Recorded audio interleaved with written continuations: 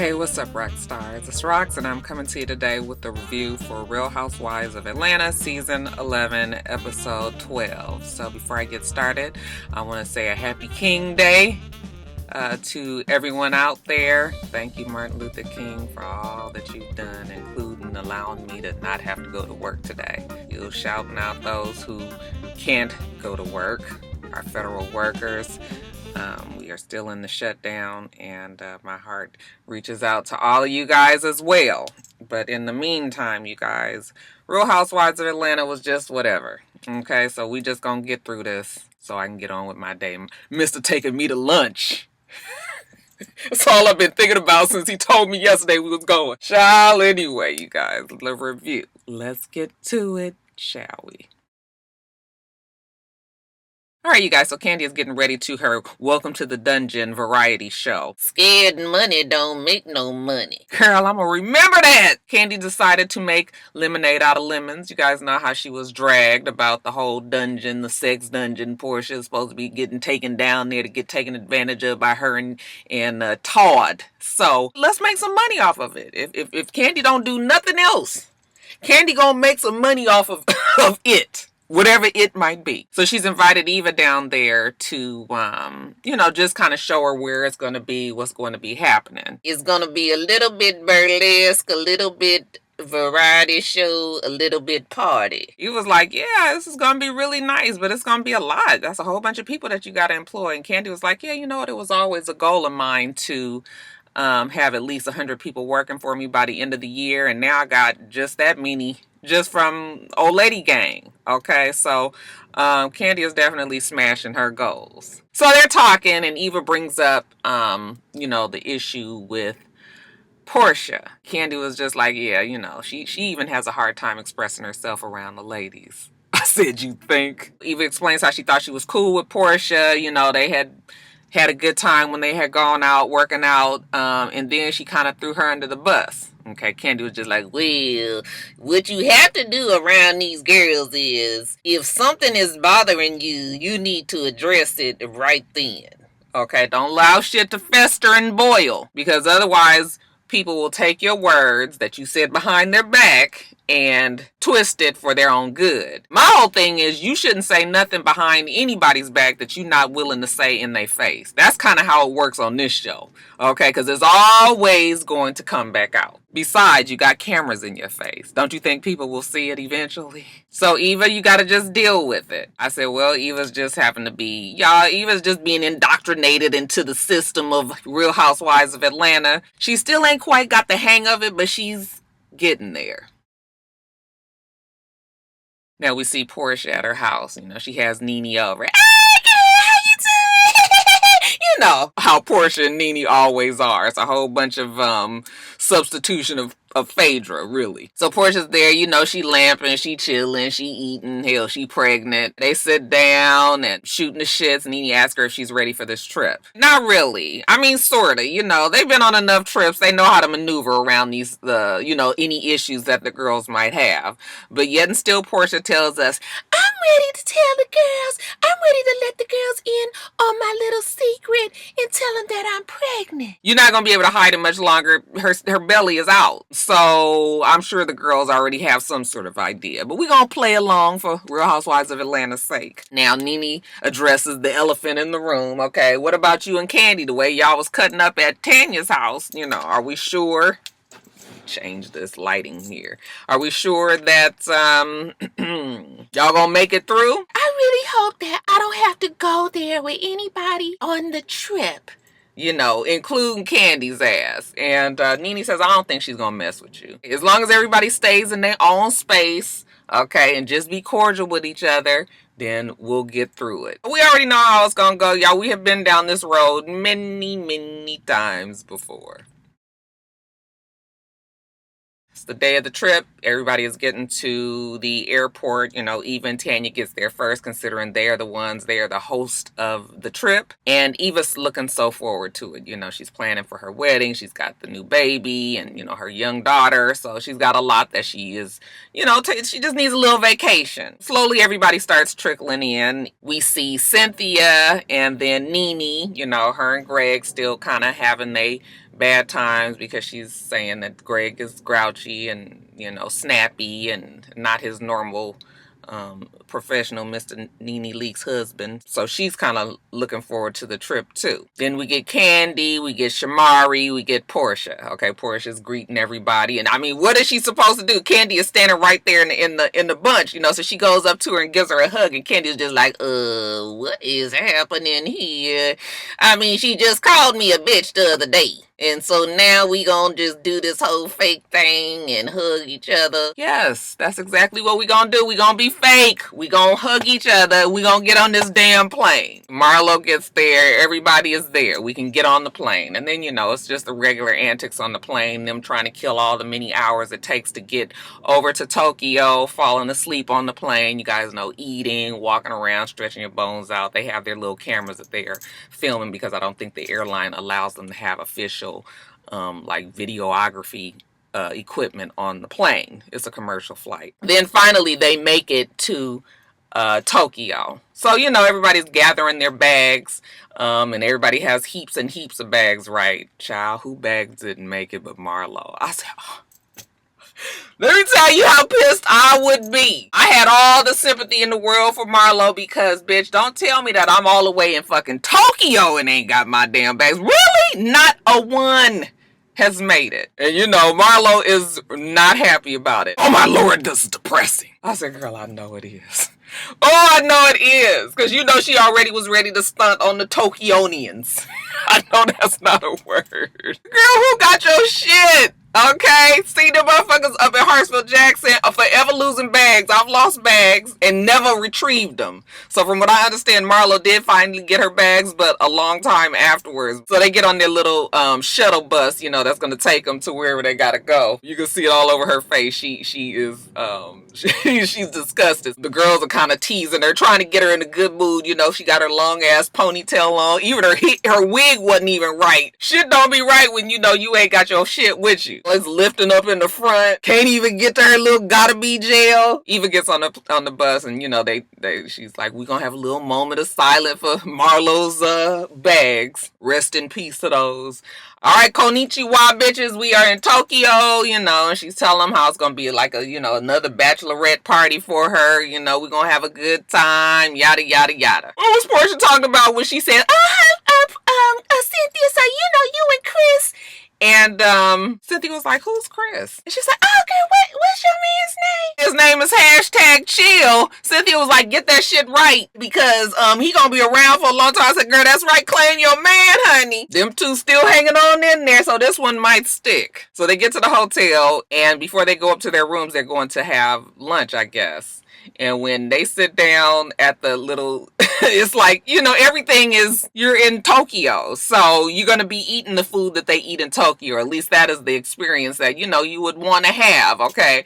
But I guess when you've been flying a long ass time, you've been eating little piddly little airplane food. Like you want a meal. So when Candy look at that menu and she says, when you give me a menu that says it has charcoal, salmon, tartare, that's a narnar. She was like, nobody want this shit. I want some meat, a burger, food. I don't feel like playing around with no raw food and all of that. So I was just like, I could understand how she felt. But you in Tokyo, girl, room service. I'm sure they at least make you a sandwich or something up in there. So the whole time, they get in their place. Candy's just like, what is this? What is this? What is that? Poor Candy. But anyway, they make it through their little meal, and Tanya gets up and she tells them how, dun dun dun dun dun dun. She's got this cultural ambassador who is going to take them around. She brings the lady out, and the very first thing the lady tells them is that punctuality is important in Tokyo. Okay, if you guys are not on time, then she takes it as you guys be smirchifying her. Shout out to Darking. That is like disrespectful. Like you don't think her time is important enough for you to be on time. So, she stresses we gonna be on time tomorrow morning when we hit the road, everybody gonna have to get used to these customs. I said, not these bitches. So 11 o'clock is the call time for the next morning. So, okay, we get that out the way. Eva then turns around and says, okay, because this trip is going to be a good time for me, I feel like if we got any problems with each other, we need to get it out the way. Eva says, and I will go first. All right, Porsha. Porsha was just like, oh my goodness, me? Yes, you, Porsha. When we were together and I said some things to you, and you went back and told Cynthia what I said, that wasn't cool. Like, I thought we was friends. I was just playing, and it wasn't even all that serious. It was sort of like character assassination, and Porsha was just like, character assassination? I don't know why Eva has a hard time admitting that she is shady. Welcome to the group, bitch. You fit right in. Eva definitely has the shade, okay, but she's not used to being called on her shade. But, if I was going to keep it all real, Porsha, you was being messy. Because you brought that shit just out of the blue. It had nothing to do with nothing. At least the way it was edited, it made it look like it just came out the blue. Yeah, I understand what the formula is for the show, but you was being messy. And it did come out the blue. Porsha's whole thing was, you was talking real bad about Shmur like a dog. And then when you got with her, then you was real like, hey girl, can I help you with such and such? And Eva was like, I did not. And Cynthia was like, well, no, I think what she's saying is that you were extremely nice once they were in your face. Not quite the same as you were behind your back. Okay, like I said earlier, Eva, all you got to remember with this group of girls is whatever you say behind somebody's back to someone, you better be prepared to be able to say it right in front of their face too. Okay? And it's fine, because these girls are super shady anyway. So say that shit in their face. Okay? Get it all out. You'll feel much better. So then Cynthia, to put a little nail in the coffin, she was like, so Marlo, didn't you say that Eva said some things, that you had heard some things about Eva too? I heard you talked about me like a cat. Eva was like, what does that mean? Okay, not quite as bad as a dog. And she was just like, girl, bye. You ain't heard me say nothing to nobody. Okay, Marlo just mad and wants to be in the fray. Marlo, being regular Marlo. So it was just like, whatever. It was just, again, a hazing moment for Eva. We gonna let her have it all season. But she seems to be taking it all in stride. We get past that. So I guess there's like a little break. Nene and Porsha go back in the back and they're talking to one of the workers at the restaurant. And, Porsha just like, how do you say I'm pregnant in Japanese? Nin Shin Chu. Nin Shin Chu. Nin Shin Chu. Yes, Nin Shin Chu. So Porsha's gonna go back out there to the ladies. Nene has the the big whatever the thing is that they hit with the the big things, dong dong, one of those. She was like, okay everybody, I'm gonna teach you guys how to say something in Japanese. Nin Shin Chu. Okay, the girls. Nin Shin Chu. Okay, what does that mean? I'm pregnant. Okay. All right, everybody is happy. Everybody is happy for Porsha, including Candy. I am super excited for Porsha. Regardless of how I feel about her relationship, I am very happy that she now gets to be a mother. All right, so at least Candy was grown up enough to, be happy for the girl, even gives her a hug. All right, so yeah, cheers, toast to Porsha. But like I said, half of them already knew she was pregnant. The night ends on a good night. The girls all laugh, it ain't no hatred spewed. Successful day. Now, the next morning, everybody is getting prepared for their day, and, we see Candy getting ready and Porsha trying to get in touch with her man, and then we see Eva on the phone with her mom. She's finding out that her grandfather had a heart attack, so she's upset, she's crying, so she goes to Candy's room. Candy goes to the door, and she's looking at her like, what is wrong with you? Eva says her mom just called her and told her that her grandfather had a heart attack, and that he had no resuscitation. He didn't want to be resuscitated. They didn't know that, so they did resuscitate him. However, it seems like they're going to take her off of the machines. So now I think they feel like it's inevitable that he probably will be dying. So Eva is upset. I don't know what's wrong with my words. Eva's upset. She's crying. She wanted to see if Candy had any more alcohol over there. She just needed something. Candy sits down with her, telling her how she kind of is numb to death after her brother died. She just kind of had to change her way of thinking and feels like when it's time, when God takes you, that it's just your time. But she doesn't get emotional or get really, her feelings for death is just different now. And I was like, yeah, very Candy-like way of thinking. But Candy tries to be there supportive for Eva. I felt bad for her. Nothing like getting that kind of news when you're on vacation. It just completely ruins your trip. And you so distracted, you ready to take it on back home. So I felt bad for Eva. But we still have our 11 o'clock call time. We are going with the cultural ambassador, remember? So people start trickling down. Eva and Tanya come down first. Candy, she's on time. Cynthia, Porsha, they're all on time. And then time starts trickling away. Okay, now it's 11:05, it's 11:14, it's 11:17. Nene finally comes down 34 minutes late, gets on the bus, and while they're still waiting on the rest of the girls, Candy says, we need to cheer Eva up. She just found out that her grandfather is on life support. So everybody's like, oh my goodness. Nene was like, shit, I need everybody's support too. All right, her and Greg just finished arguing on the phone. He's snapping at her about, I guess, not getting in touch with him at a certain time. And, so she mad and feeling like she needs just as much as Eva, too. Next, we see Shamari come rushing. I was just like, girl, you late and you still look like your regular self. I mean, if you was going to be late like this, you seem like... Anyway, she 47 minutes late, and then here come Marlo bringing up the rear. Again, Marlo is annoyed, but Marlo was ready. Eva was like, girl, you had that outfit in your purse? And Marlo was like, yes. She get on that bus and she chewing everybody out. I didn't even have anything. Nobody called me, wanted to give me a rubber band or nothing. And Nene was like, well, shit. You could have called somebody. Like, don't be mad just because you ain't got your luggage. No, I would still be pissed if I was Marlo, even though she was still looking good. I'm saying I don't have any panties, anything. I'm telling you, I would let Marlo just have it.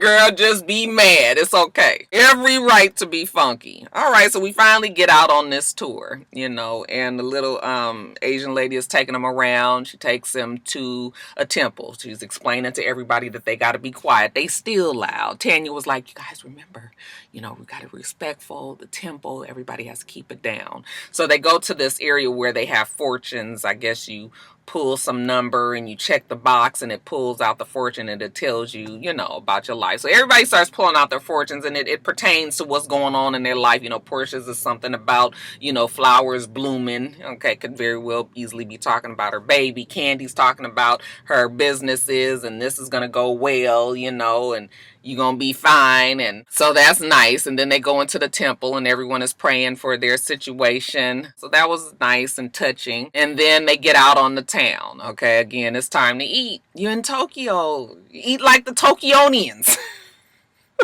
So they had a sushi bar. And again, people not really feeling it. Like, I'm not really trying to eat all this raw. You ain't got no deep fryer back there. No. What y'all need to do is just call back to the hotel, get you some burgers in the room. I would be in heaven because I love it. Asian food is my very favorite food. I could eat it every single day. So this would have been right up my alley. So then we sit down and, we get clarification on Tanya's marriage. Are you or are you not married? Okay, she says, well, are you asking me if I have like an official paper that says that is my husband, I am the wife? No, we don't. They've been engaged for 3 years. They plan on being together until the end of time. And Nene was like, girl, take it easy on that end of time. And Tanya was like, what?